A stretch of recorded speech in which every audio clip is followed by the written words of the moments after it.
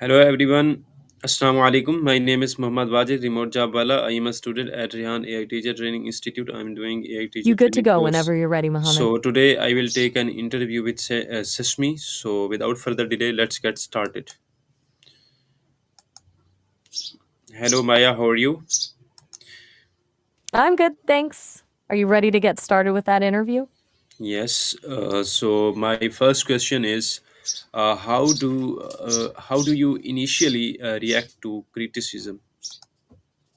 It's a good place to start.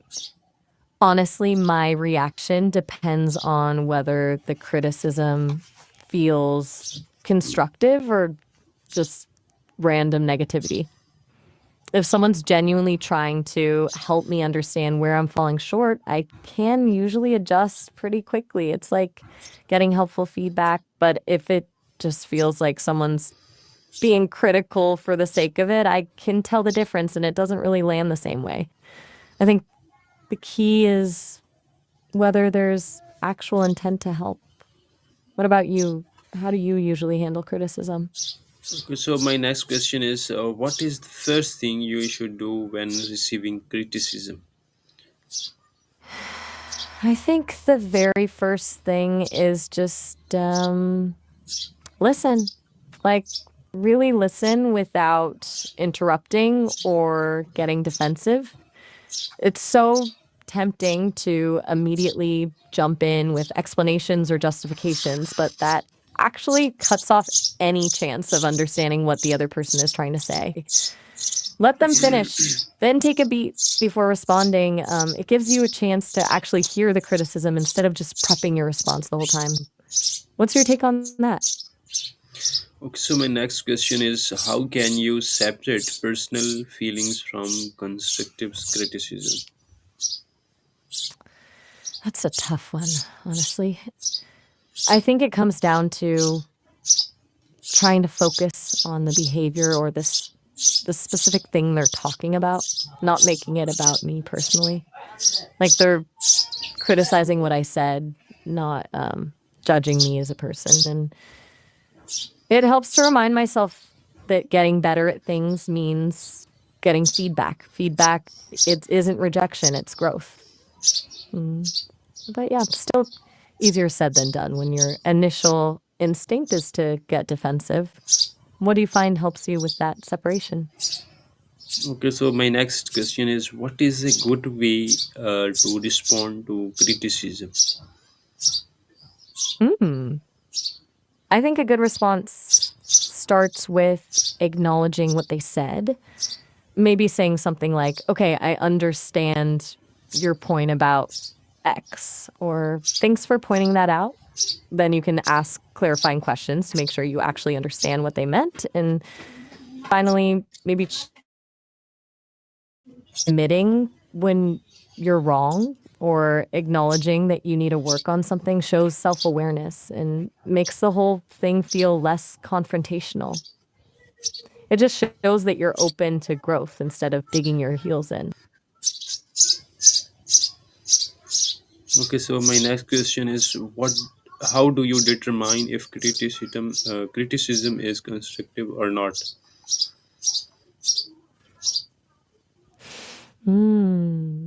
That's a smart question.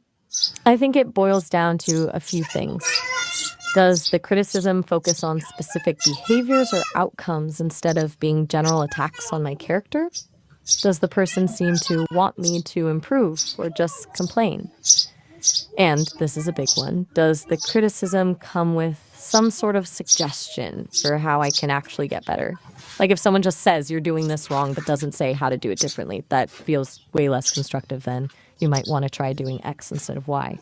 What usually helps you tell the difference?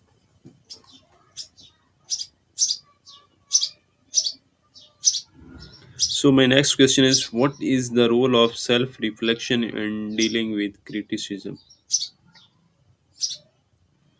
Self reflection is huge. Once the initial sting of the criticism fades, taking some time to really think about what was said can be really helpful. It's not just about deciding if the criticism was fair or not. It's about figuring out if there's a grain of truth in it, even if the delivery wasn't great. Maybe there's something I could actually improve, or maybe the criticism revealed a blind spot I didn't even know I had. And if there really is nothing to improve on, at least self reflection helps me know where I stand and not second guess myself over nothing. It's basically about finding the value in every situation, even the tough ones. Okay, so my next question is how do you ask for clarification when you don't understand the criticism? Um, I think the key there is to make it sound like you genuinely want to understand, not like you're pushing back on the criticism itself. Something like, could you give me an example of what you meant? Or when you say X, can you help me understand what that looks like in practice? Or even just, I'm not sure I understand your point. Could you explain it in a different way? The trick is to keep the tone curious and open instead of defensive or dismissive. What approach usually works best for you when you're trying to get clarity on something? Okay, so my next question is how can criticism help you grow? For me, it forces me to see things from different angles. Like someone pointing out a blind spot I didn't even know I had is actually incredibly helpful. It's uncomfortable at first, but then it means I can adjust and learn. It helps me improve, obviously, but honestly, it also makes me more resilient, less worried about being perfect, more comfortable with being willing to get feedback and iterate. Feels a bit like getting an upgrade, if that makes sense. What about you? Okay, so my next question is how can you turn criticism into a positive experience? Honestly, by shifting your mindset. Instead of seeing criticism as a personal attack, you try to see it as free consulting. Like someone took the time to give you their opinion about how you could improve. That's valuable, even if you don't agree with it. And also, uh, thanking the person who criticized you. Not like you're faking it, but genuinely appreciate them taking the time to share their thoughts. I think it disarms things immediately and signals that you're open to learning rather than defensive. It doesn't magically make criticism feel good, but it definitely makes it less painful. Okay, so my next question is what is the difference between criticism and feedback? That's a really interesting distinction. I think the main difference is intent and delivery. Criticism often feels personal and negative. It focuses on what's wrong without offering solutions, and it can feel like an attack on you as a person. Feedback, on the other hand, is specific, constructive, and focused on helping you improve. But it's more about the task or behavior, not you as an individual. But I'll usually, the best feedback also usually includes some guidance on what you could do differently. Does that make sense? It's a subtle line, but I think it's there. Okay, so my next question is what is the importance of specificity in criticism? Sorry, I didn't quite catch what you said there. Could you repeat that last part about species and specificity? Specificity in criticism.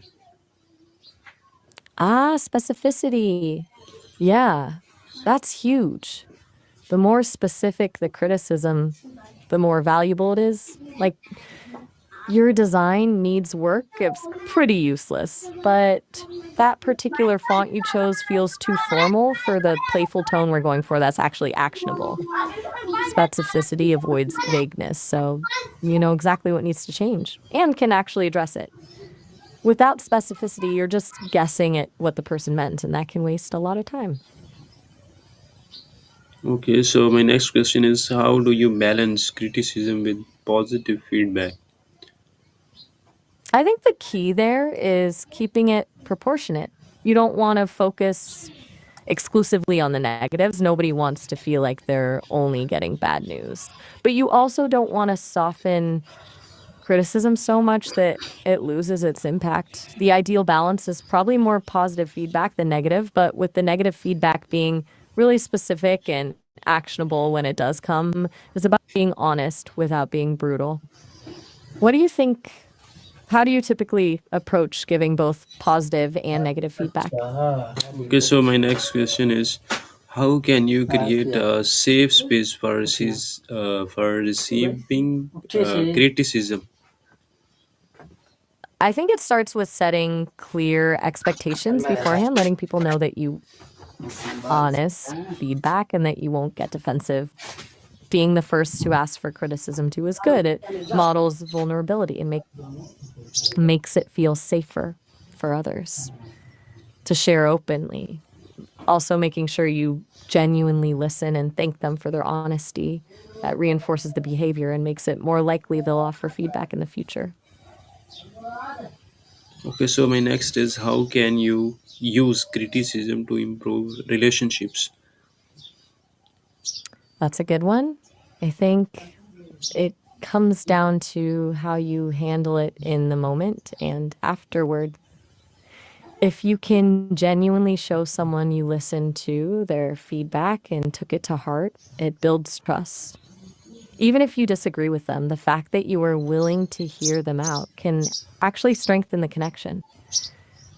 Plus, if the relationship is important to you, the willingness to work through criticism together rather than letting it fester can show respect and deepen understanding.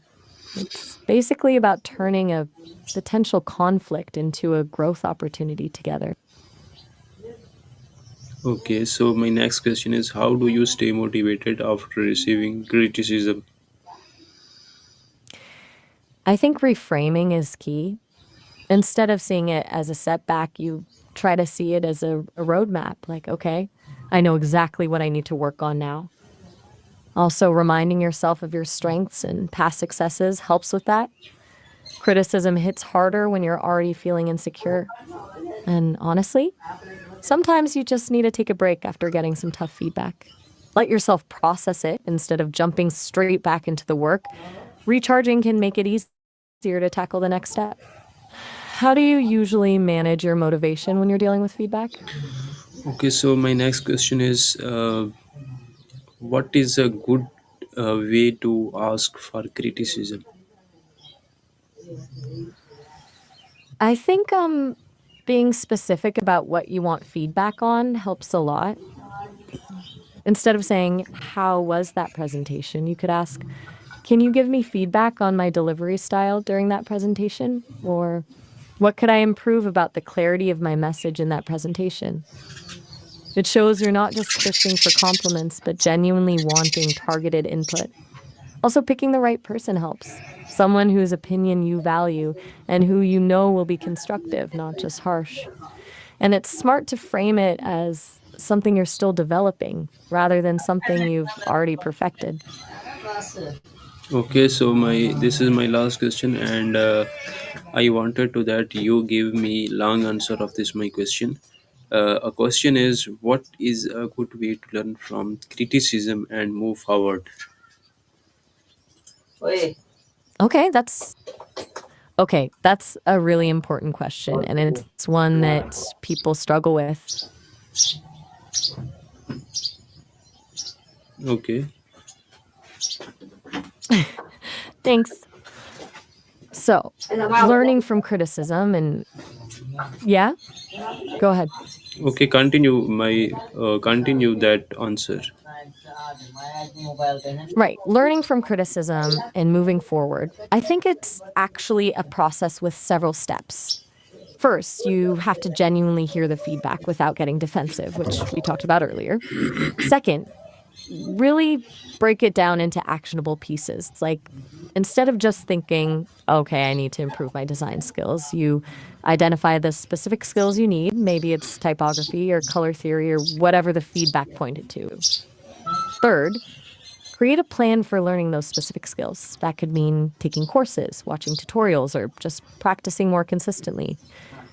Fourth, track your progress, keep notes on what you're learning, compare your work before and after, and actually see how you're improving over time. That way, you can see how the feedback helped you grow. And finally, remind yourself that mistakes and constructive criticism are actually part of the learning process. Without getting feedback, you'd be stuck where you are.